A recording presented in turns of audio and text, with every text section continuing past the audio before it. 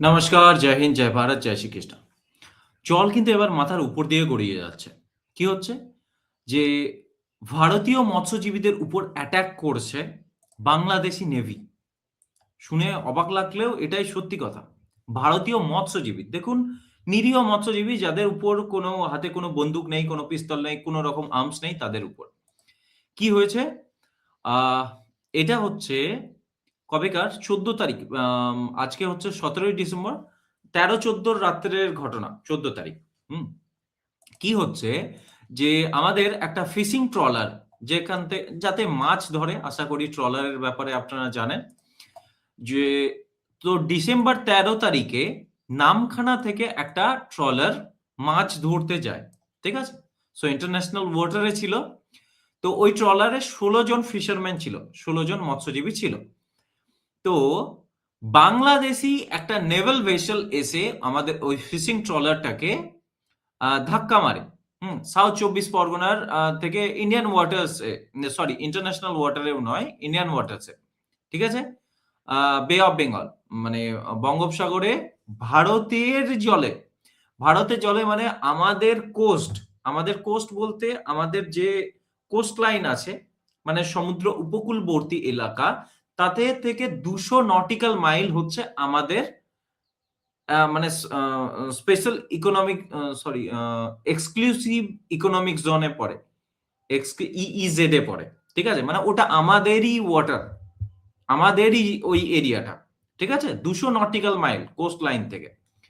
তো ওখানে এসে বাংলাদেশী ওই নেভাল ভেসেলটা, নেভির বোট এসে ধাক্কা মারে এবং ওখানে ১৬ জন যে ছিল, ১৬ জন যে মৎস্যজীবী ছিল, তো ওই পুরো ট্রলারটা উল্টে যায় এবং সঙ্গে, সঙ্গে ওই ১৬ জন মৎস্যজীবীও জলে পড়ে যায়, উল্টে যায়।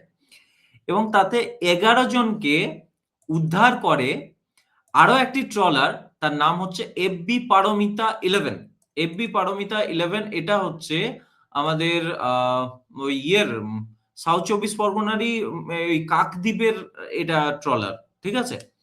সো কাকদ্বীপের এই ট্রলারটা ওই আশেপাশেই ছিল। Sunday along with 60 fishermen struck by vessel. না, না, সরি, আমি ভুল বললাম। তো উম এখানে বোর্ড অফ এফবি পারমিতা ওই ট্রলারটার নাম। তো তারপরে অ্যানাদার ইন্ডিয়ান ফিশিং ট্রলার, কাকদ্বীপের আরো একটি ট্রলার, কাকদ্বীপ ও দক্ষিণ ২৪ পরগনায় নামখানারই কাছে, যেটা নিয়ার বাই ছিল, ওই এরিয়াতে নিয়ার বাই ছিল। তো তারা এসে উদ্ধার করে ১১ জনকে। আর ৫ জন এখনো মিসিং। তো প্রত্যক্ষদর্শীদের কাছ সরি ওই ওখানে যারা উদ্ধার হয়েছে, ওই যে ১১ জন যে উদ্ধার হয়েছে, তারা এটাও জানাচ্ছে যে এখানে দেখুন এরা বলছে, "Some of the rescued fishermen allege that the Bangladeshi naval vessel entered Indian water with its light off in the dead of night." মানে বলতে চাইছে যে রাতের অন্ধকারে লাইট বন্ধ করে ওরা এসে ধাক্কা মেরেছে আমাদের ওই মৎস্যজীবীদের ওই ট্রলারে। ঠিক আছে? ফিশিং ট্রলারে। রাতের অন্ধকারে লাইট বন্ধ করে এসে ওই ট্রলারে ধাক্কা মারে। সো এটা ডেলিবারেট অ্যাটেম্প্ট। জেনে বুঝে এই জিনিসটা করা হয়েছে। মানে হঠাৎ করে এসেছে। কারণ লাইট অফ করে তো কেউ ওভাবে আসবে না, তাই না? তো সেটাই বলছে, আমাদের মৎস্যজীবীরা বলছে যে এই জিনিসটা করেছে ডেলিবারেটলি। জেনে বুঝে এই জিনিসটা করছে। Questions are being raised about their action. তাদের কাজ নিয়ে অবভিয়াসলি কোয়েশ্চেন উঠেছে। আচ্ছা, ওই একই মৎস্যজীবীরা এটাও জানাচ্ছে, বা তাদের কাছ থেকে এটাও আমরা জানতে পারছি, বিভিন্ন টুইটার হ্যান্ডেল এগুলোকেও রিপোর্ট করছে যে দেখুন, the Bangladeshi navy killed an Indian fisherman with a spear, মানে বল্লম দিয়ে বা বর্ষা দিয়ে বাংলাদেশি নেভি আমাদের একজন ভারতীয় মৎস্যজীবীকে খুনও করে দিয়েছে। তারপর তাকে জলে তলিয়ে দিয়েছে। মানে গায়ে বর্ষা মেরেছে। They sank an Indian fisher trawler in a collision. ধাক্কার সময় 5 fishermen are missing and the rest were rescued by Indian trawlers. So এগুলো রিপোর্ট করা হচ্ছে এবং এই তো ব্যাপার-স্যাপার। সো ২ দিন হয়ে গেছে, এখনো অব্দি রেস্কিউ হয়নি।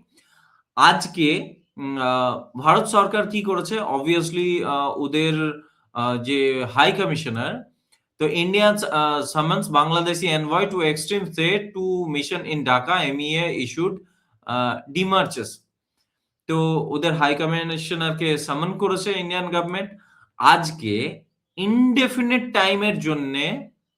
আজকে 2টোর পর থেকে ভারতে আসার সমস্ত রাস্তা বন্ধ, মানে লিগ্যালি ভারতে আসার রাস্তা বন্ধ করেছে, মানে ভিসা অ্যাপ্লিকেশন সেন্টার বন্ধ করে দিয়েছে ইয়েতে, ঢাকাতে। ঢাকাতে আমাদের মানে ভারতে আসার জন্য যে ভিসা অ্যাপ্লিকেশন সেন্টার থাকে সেটা বন্ধ করে দিয়েছে ইনডিফিনিট টাইমের জন্য, মানে অনিশ্চিতকালের জন্য। এবার বিষয়টা শুধু এটা নয় যে অনিশ্চিতকালের জন্য তুমি বন্ধ করে দিলে বা এই তুমি তুমি ওদের আমাদের মিনিস্ট্রি অফ এক্সটার্নাল অ্যাফেয়ার্স এর তরফ থেকে সামন করলে বা ওদের সরি কোনো স্টেটমেন্ট দিলে ওদের এনভয়কে সামন করলো, এটাতে শুধু তো তাতে হবে না, তাই না? এটা প্রথমবার নয় যে এরা এই জিনিসটা করছে। এর আগেও কিছুদিন আগে আমি আপনাদেরকে দেখাচ্ছি, দেখুন ওরা আমাদের কতজনকে ইয়ে করেছিল জানেন? আমি জাস্ট আ সেকেন্ড, আমি দেখাচ্ছি, এখানে থাকবে। 40 এই এই ডিসেম্বর মাসের প্রথম দিকেই আমরা ৪৭ টি আমাদের ৪৭ টি ফিশারম্যান, মানে আমাদের ৪৭ জন জেলেকে ওরা, জেলে বলতে মৎস্যজীবীকে ওরা ধরে রেখেছিল, বাংলাদেশের জেলে ভরে রেখেছিল। তাদেরকে রিলিজ করেছে ৪৭ জন ফিশারম্যান, মানে আমাদের ফিশারম্যানকে রিলিজ করেছে ওদের জেল থেকে। আমরা ৩২ জনকে ওদের মৎস্যজীবীকে ছেড়েছি।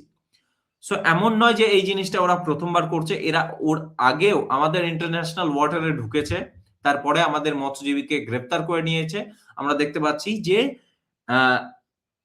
১৪ তারিখের রাত্রে যেটা হলো সেটা ডেলিবারেট অ্যাটেম্প্ট, মানে লাইট বন্ধ করে এসে আমাদের মৎস্যজীবীদের ট্রলারে ধাক্কা মারা, ৫ জনকে খুন করা, মানে জলে তলিয়ে যাওয়া মানে খুনই করা একরকম। ১১ জন যে রেস্কিউ হয়েছে, তো এর জন্য সরাসরি প্রভোকেশন, এবং এটা প্রথমবার করছে না।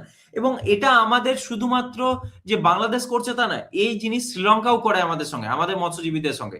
সো আমি যেটা বলতে চাইছি যে দেখুন, আমি শ্রীলঙ্কাকে এখানে বাদ রাখছি, কিন্তু আমাদেরকে এবার দেখতে হবে, আমাদের সরকারকে এবার এটা ডিসাইড করতে হবে যে বাংলাদেশকে আমরা বন্ধু রাষ্ট্র হিসাবে এখনো দেখবো, নাকি পাকিস্তানের মতো এই শুয়োরের বাচ্চা জিহাদিদেরকে, এই দেশের মানে খনিকের ছেলে জিহাদিদেরকে, এই বাংলাদেশি মুসলমান জিহাদিদেরকে আমরা সেইভাবেই ডিল করব যেভাবে আমরা পাকিস্তানকে ডিল করি, যেভাবে শত্রু রাষ্ট্রকে যেভাবে ডিল করি সেইভাবে ডিল করব, নাকি এখনো আমরা এই গুড বয় ইমেজ নিয়ে থাকবো?